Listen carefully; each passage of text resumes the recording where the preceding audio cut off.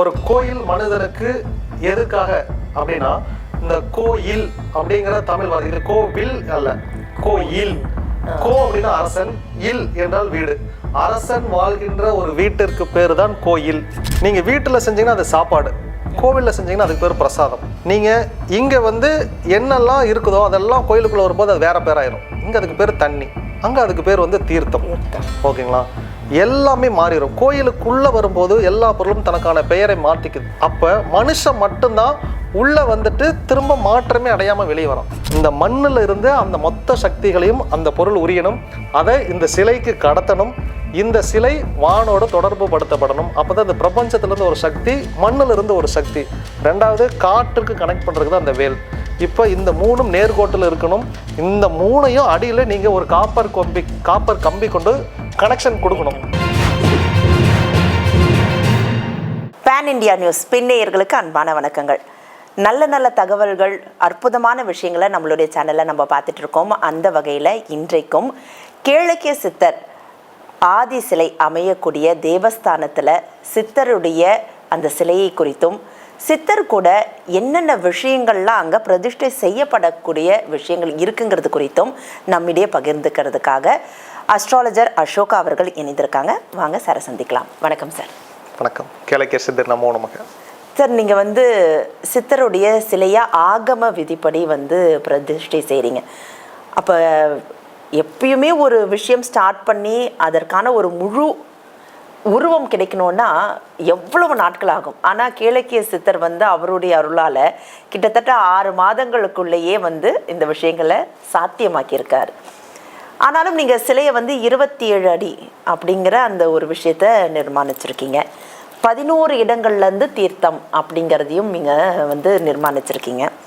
இன்னொன்று தீர்மானம் என்னென்னா, வேல், அந்த இடத்துல வேல் இருக்கணும், இரட்டை நந்தி இருக்கணும் அப்படிங்கிறதையும் வந்து தீர்மானம் பண்ணியிருக்கீங்க.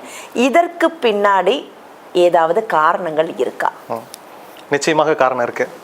ஒரு கோவில் அப்படின்னா என்ன அப்படின்னா, ஒரு மனுஷன் எதற்காக முதல்ல கோவிலுக்கு வரான்? உள்ளமே கோவில் அப்படின்னு நம்ம முன்னோர்கள் சொல்லிட்டாங்க. நீங்கள் இருக்கிற இடத்துல இருந்தே மந்திரம் சொன்னாலே கேளைக்கிறவங்களுக்கு கனெக்ட் ஆகுறாரு. அப்புறம் எதற்கு கோவில்? இதை தாண்டி யாருக்கெல்லாம் கனெக்ட் ஆகலையோ அவங்களுக்காக பிரத்யேகமாக வடிவமைக்கப்பட்டதான் இந்த கோவில். ரெண்டாவது, ஒரு கோயில் மனிதனுக்கு எதுக்காக அப்படின்னா, இந்த கோயில் அப்படிங்கிற தமிழ் வார்த்தை, இது கோவில் அல்ல, கோயில். கோ அப்படின்னா அரசன், இல் என்றால் வீடு. அரசன் வாழ்கின்ற ஒரு வீட்டிற்கு பேரு தான் கோயில். இதுதான் தமிழ் பொருள். இப்போ ஒரு கோவிலுக்குள்ள ஒரு மனிதன் வரும்பொழுது அவன் என்ன மாதிரியான மாற்றம் அடைகிறான்? இப்போ இவனை டிரான்ஸ்ஃபர்மேஷன் பண்ணணும். இதுக்கு ஒரு இடம் வேணும். அந்த இடம் தான் கோவில்.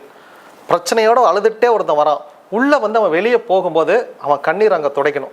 அவன் போகும்போது மன நிறைவாக போகணும். அவன் நிம்மதியே இல்லாமல் இங்கே வந்தான். இங்கிருந்து அவன் வெளியே போகும்போது அவனுக்கு நிம்மதி வேணும்.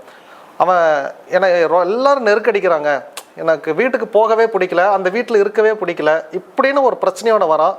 இப்போ அவனுக்கு ஒரு ஸ்டெமினா கொடுத்து அவனை தைரியப்படுத்தி அவனை வீட்டுக்கு அனுப்பணும். அப்போ என்ன ஆகும் அப்படின்னா, இங்கே வந்து ஒரு சக்தி நிலையமாக தான் இருக்கணும். இதை நான் கோவிலுங்கிறது ஒரு வார்த்தை, ஆனால் இதை நான் ஒரு சக்தி நிலையமாக பார்க்குறேன். இங்கே ஒரு சக்தியை நான் ப்ரொடியூஸ் பண்ணிக்கிட்டே இருக்கணும். இந்த சக்தி தொடர்ந்து ப்ரொடியூஸ் பண்ணணும்னா, ஒன்று நான் ப்ரொடியூஸ் பண்ணிடுறேன், நீங்கள் அதை ரிசீவ் பண்ணணும். ஆமாம், ஓகேங்களா? நீங்கள் வீட்டில் செஞ்சீங்கன்னா அது சாப்பாடு, கோவிலில் செஞ்சீங்கன்னா அதுக்கு பேர் பிரசாதம். நீங்கள் இங்கே வந்து என்னெல்லாம் இருக்குதோ அதெல்லாம் கோயிலுக்குள்ளே வரும்போது அது வேற பேராயிரும். இங்கே அதுக்கு பேர் தண்ணி, அங்கே அதுக்கு பேர் வந்து தீர்த்தம். ஓகேங்களா? எல்லாமே மாறிடும். கோயிலுக்குள்ளே வரும்போது எல்லா பொருளும் தனக்கான பெயரை மாற்றிக்குது. அப்போ மனுஷன் மட்டும்தான் உள்ளே வந்துட்டு திரும்ப மாற்றமே அடையாமல் வெளியே வரான். இவனை உருமாற்றக்கூடிய ஒரு பயிற்சி பட்டறை தான் என்னை பொறுத்த வரைக்கும் கோயில். அப்போ இந்த கோயிலில் என்ன இருக்கணும் அப்படின்னா, ஒரு சக்தி இருக்கணும். இந்த சக்தி எங்கே இருக்குது இயல்பு அப்படின்னு கேட்டால், அது இந்த பிரபஞ்சத்தில் இருக்குது. இந்த பிரபஞ்சத்தில் இருக்கக்கூடிய இந்த சக்தியை இழுத்து இதை ஒரு வளையத்துக்குள்ளே அடைச்சி இந்த கோவிலுக்குள்ள ஒரு சக்தி பொருளையை நம்ம உருவாக்கி வச்சுருக்கோம். இங்கே உள்ளே வரக்கூடிய ஆன்மாக்களுக்கு அதை ரிசீவ் பண்ணி பேக்கேஜ் பண்ணி வெளியே அனுப்புகிறோம். இந்த வேலையை தான் கோயில் செய்யுது. அப்போ ஆகம விதிப்படி யாருக்குமே கோயில் கட்டக்கூடிய பாக்கியம் கிடைக்காது. ரெண்டாவது, இந்த கோவில் யார் கட்டுறாங்க, அவருடைய பேர் என்ன, அவருடைய ராசி நட்சத்திரம் என்ன, அவருடைய ஹைட் என்ன, அவருடைய தன்மை என்ன, இதையெல்லாம் பொருந்துற மாதிரி தான் அந்த கோயில் கட்டணும். எனக்கு ஏற்ற மாதிரி அந்த கோயில் கட்டுறதுனால என்ன நன்மை அப்படின்னா, இந்த கோயிலினுடைய ஆறாவும் என்னுடைய ஆறாவும் ஒன்றா கனெக்ட் ஆகும். மனிதர்களுக்கு தானே ஆறா, கோயில்களுக்கு என்ன ஆறானா இந்த சக்தி, இந்த காந்த புலத்துக்கு பேர் தான் ஆறா. ஆறா அப்படின்னா ஒரு காந்தம் இருக்கு, அதை தன்னை சுற்றி ஒரு காந்த புலம் போடும், அதுக்குள்ளே வந்தீங்கன்னா அது ஈத்துரும். அதை தாண்டி நீங்கள் வெளியே இருக்கீங்கன்னா உங்களை ஒன்றுமே பண்ணாது. ஓகேங்களா? நான் அந்த கோயிலிருந்து நான் இப்போ சென்னையில் இருக்கேன், கோயில் அங்கே இருக்குது, ஈரோட்டில் இருக்குது கோவில். இந்த கோயில் நான் எங்கே இருந்தாலும் என் கூட அது தொடர்பு கொள்ளணும்னு நினச்சா தொடர்பு கொள்ளணும். அப்படி ஒரு துகளாக என்னை மாற்றணும். இல்லையா, நான் என்ன துகளில் இருக்கணும் அதே துகளில் அந்த கோவிலை நான் வடிவமைச்சிடணும். அப்படி அமைச்சிட்டா இந்த 2 ப்ளூடூத் டிவைஸும் ஒன்னோட ஒன்று கனெக்ட் ஆயிரும். பேர் ஆயிடுச்சு. இந்த பேர் கனெக்ஷன் வேலை தான் நம்ம செஞ்சுருக்கோம். எனக்கு என்ன மெட்டல் அப்படின்னு கேட்டிங்கன்னா 2, ஒன்று பித்தளை, இன்னொன்று கருங்கல். இந்த 2ம் எனக்கு அடாப்ட் ஆகும். நான் இந்த பிரபஞ்சத்திலேருந்து சக்தி இழுத்துட்டேன். இப்போ இதற்கு சக்தி நான் திரும்ப கொடுக்கணும். அதே டிவைஸாக இருந்தால் மட்டும்தான் அதை நான் கொடுக்க முடியும். அப்போ பித்தளையில் ஒரு முருகனுடைய வேல் முன்னாடி வச்சுருக்கோம். இது என்ட்ரன்ஸ் உள்ளே வரும்போது இது உள்ளே வந்து கடந்து வந்தீங்கன்னா அடுத்து இரட்டை நந்திகள் வச்சுருக்கோம்.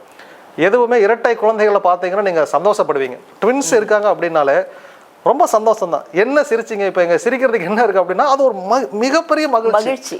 2வது, உங்களை மாதிரி நான் பக்கத்தில் இன்னொருத்தவங்களை பார்த்தேன்னு வச்சுக்கோங்களேன், உண்மையாலுமே அது எனக்கு மகிழ்ச்சி. உங்களை மாதிரி அதாவது உங்கள் அக்கா வேற மாதிரி இருந்தாங்கன்னு வச்சுக்கோங்க, நீங்களும் எங்கள் பக்கத்துல எனக்கு ஒரு மகிழ்ச்சி வராது. பட் உங்களை எப்படி பார்க்கணும், இதே மாதிரி ஒரு ஆள் நின்னா இங்கே பாரு, ஒரு அதிசயம் பாரு, இவங்க 2 பேரும் ஒரே மாதிரியே இருக்காங்க. இந்த இரட்டை தன்மைகளுக்கு எப்போதும் ஒரு விசேஷ சக்தி இருக்குது.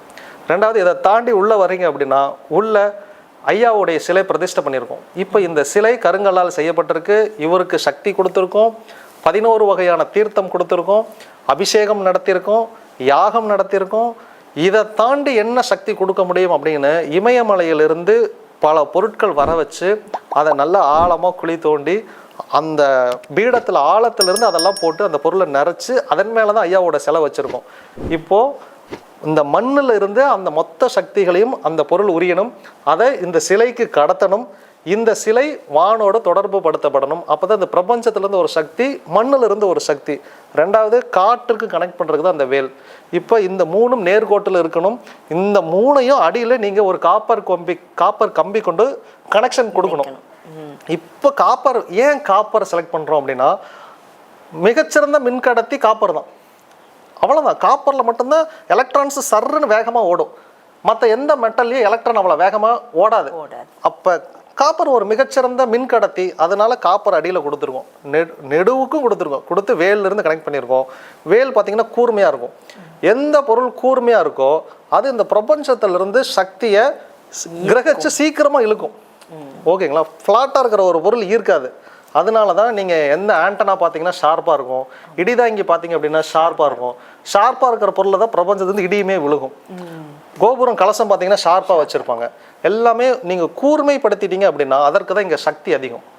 ஸோ இந்த மாதிரி வடிவமைக்கப்பட்டு அந்த முருகனுடைய வேலிலிருந்து நந்திக்கு இருந்து இந்த சிவலிங்க பீடம், அதிலிருந்து சித்தருடைய சிலை, இந்த சித்தருக்கு அடியில் இருந்து ஈவன் நாங்கள் தங்க காசு கூட போட்டிருக்கோம்.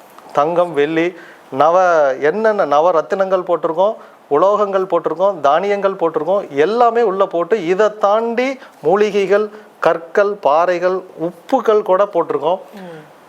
திருநீர் கூட நாங்கள் தயாரித்து சொந்தமான திருநீரை உள்ளே நாங்கள் கொட்டியிருக்கோம். இந்த அளவுக்கு எவ்வளோ சக்தி கொடுக்க முடியுமோ அவ்வளோ சக்தி கொடுக்குறோம். 2வது மந்திரம் இந்த கோவிலில் ஒலிக்கப்படும். நேரில் வர எல்லாருக்கும் கேளக்கியர் சித்தருடைய 2வது மந்திரம் அறிவிக்கப்படும். முதல் மந்திரத்தை தாண்டி ஒரு அற்புதம் உங்களுக்கு நடக்கணும் அப்படின்னா இந்த 2வது மந்திரம் உங்களுக்கு மிகப்பெரிய பாலமாக இருக்கும்.